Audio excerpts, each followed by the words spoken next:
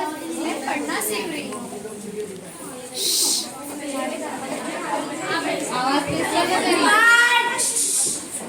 मेरे ससुर जी को मेरा पढ़ना पसंद नहीं, लेकिन सेठ जी ज्योतिबा कहते हैं पढ़ना लिखना सिर्फ मर्दों को है, ऐसा जरूरी नहीं।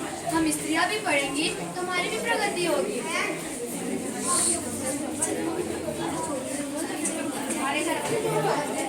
मेरा पढ़ना मेरे ससुर जी को अच्छा नहीं लगता।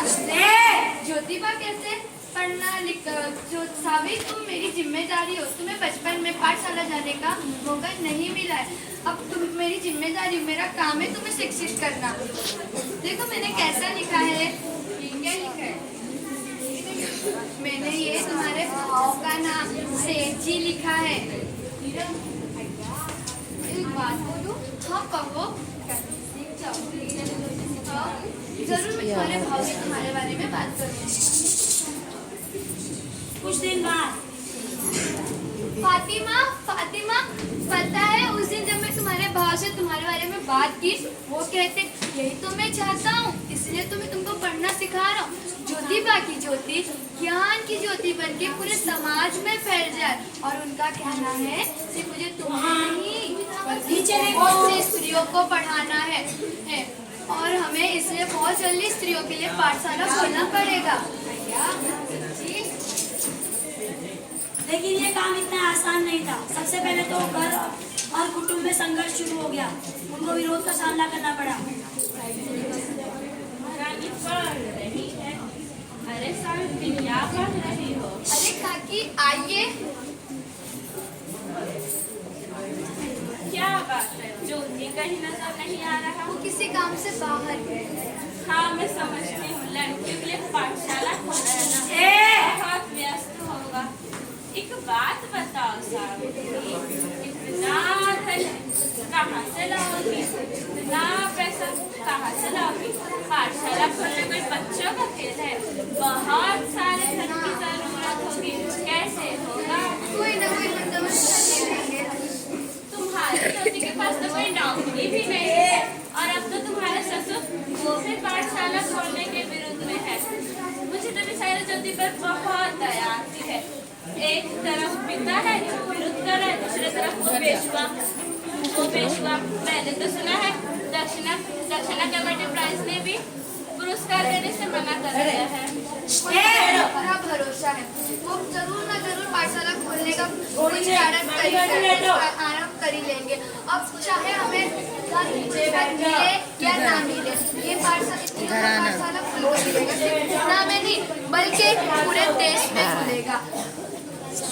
अब पेशवा क्या, पूरी अंग्रेजी सरकार भी हमारा विरोध करेगी तो ये पाठशाला जरूर खुलेगा। सपने देखना अच्छी बात है, सपने पूरे नहीं होते। इस जन्म में तो तुम्हारी पाठशाला नहीं खुलेगी। काकी पाठशाला तो इसी जन्म में खुलेगी, और ये आपसे सावित्री का वादा है।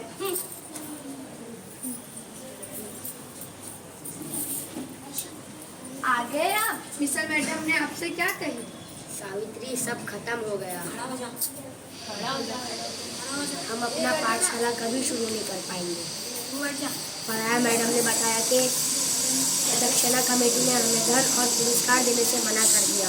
वो कहते हैं हमें क्या पहले हमें अपना स्कूल शुरू करना होगा, अगर हम स्कूल ठीक से चला पाए तभी वो हमें धन देंगे। ये सब किया धरा उस पेशवा का है, कमेटी के सारे मेंबर के साथ मिलकर वो ये सब कर रहा है ताकि हम पाठशाला ना खोल सके।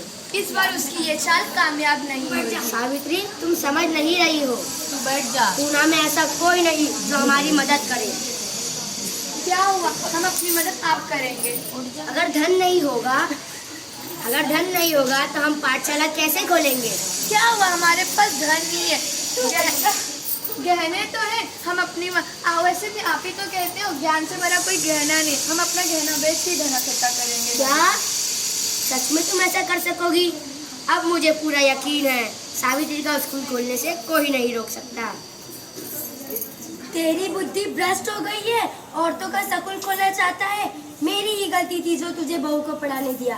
अरे तुझे क्या जरूरत है धर्म और समाज के विरुद्ध जाने की, ब्राह्मणों के विरुद्ध जाने की? वो कहते हैं औरतों की पढ़ाई धर्म के अधर्मी है तो है, परंपरा के विरुद्ध है तो है। तुझे अंदाजा है पूरा समाज पंडित, पुजारी, पेशवा सभी तेरे खिलाफ हो गए हैं। वो तुझे जान से मार देंगे, हमें भी जीने नहीं देंगे। मुझे जान की परवाह नहीं है। मुझे परवाह है। पेशवे ने मेरे फूलों का कारोबार बंद करवा दिया है। वो कहते हैं कि तेरी वजह से मेरा कुल अधर्मी हो गया है। क्या चाहता है तू, क्या चाहता है? जा निकल जा मेरे घर से। सुनो सावी, इस घर में तुम दोनों को रहना है तो धर्म और परंपरा का पालन करना होगा और तुम्हें भी वैसे ही चलना है वैसे इस घर के दरवाजे तुम्हारे लिए बंद है और अधर्मी करने नहीं जाना। चलो सागर नहीं, हम स्त्रियों का स्कूल खोल कर ही रहेंगे, चाहे हमें घर खुला छोड़ना पड़े।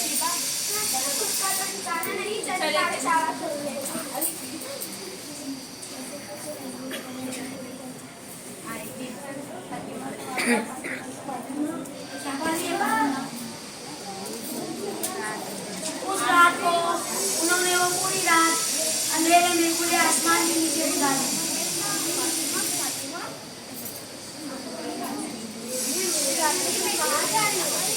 हमने घर छोड़ दिया। हर स्त्री को अपने पति के घर छोड़ना ही पड़ता है। तो समाज की हर स्त्री समाज शिक्षित होने वाली है। आज ये आजादी का प्रतीक होने वाला है। आज से हमारे बगल के घर में सहारा नहीं हो सकते। तुम चलो हमारे साथ। आज से तुम्हारा घर मेरा घर है, तुम्हारा काम मेरा काम है और मेरा घर तुम्हारा घर है। अब खुश हो जाओ, हमारे भाई उस्मान ने तुम्हारे रहने के घर का बंदोबस्त कर लिया है।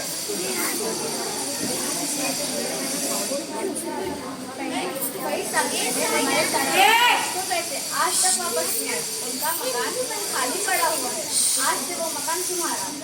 तुम जो चाहो, जैसे भी रहो, हम तुम्हारे साथ हैं। तुमने मेरी मुश्किल घड़ी में साथ दिया। मैं तुम्हारा ऐसा एहसान कभी नहीं चुका पाऊंगी। चुकाओगे, जाना ही पड़ेगा। मतलब अरे घर की साफ सफाई करनी है। एक और खुशखबरी सुनो सुनने देंगे। भाई उस्मान की तरह गंदा भाव ने भी मेरे बस्ती का पूरे दैनिक मकान तुम्हारे पाठशाला खोलने के लिए देने का फैसला कर लिया है। क्या सच्ची? अब हम लोग अपना पाठशाला खोल पाएंगे? हाँ सावित्री, अब हमारी पाठशाला जरूर खुले।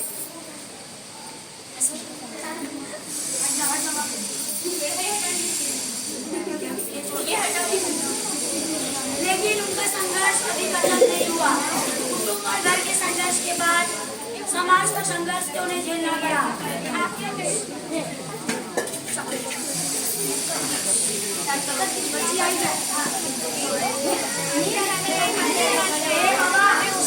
आज तुम पढ़ने नहीं चलोगी?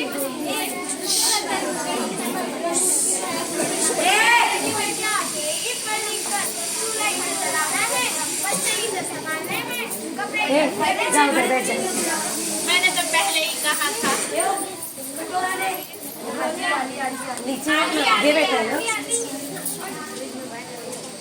राम राम राम राम राम। अरे क्या राम।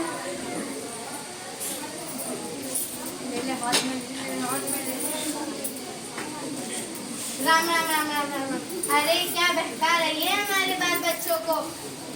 स्कूले में तो पढ़ा लिखा कर छोड़ दिया तेरे को ज्ञान बांटने को, और तू मुँह ही कहेगी मुँह उठाकर चली आई। बेशरम कहेगी तेरे औरत जात पे कलंक है तू तो तेरी अकल पे तो गोबर ही पड़े। ज्योति माँ ने मुझे पहले ही समझाया था कि सावी अपने साथ एक साड़ी ले लो, क्योंकि कीचड़ उछालने वाले तो कीचड़ ही उछालेंगे। हमें अपना काम रोकना नहीं चाहिए।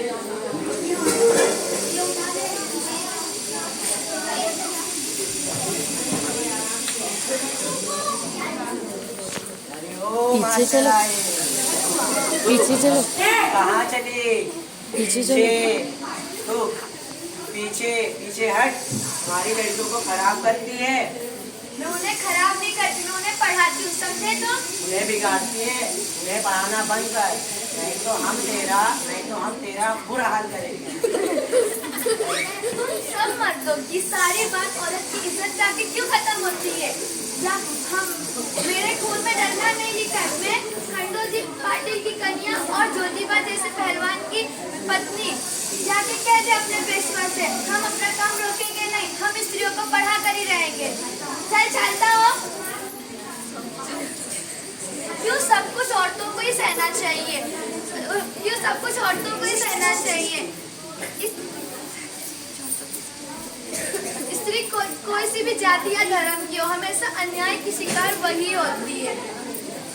शिक्षा एक शेरनी का दूध है। भेड़ बकरी की तरह जियोगे तो होगा काम तमाम, शेरनी की तरह जियोगे तो होगा नाम।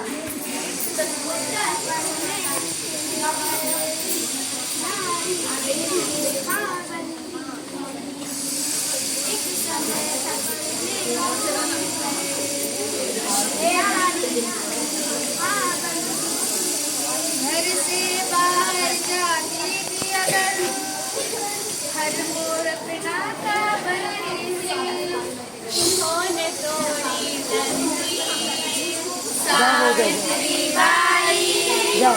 हीरो क्रांतिवीर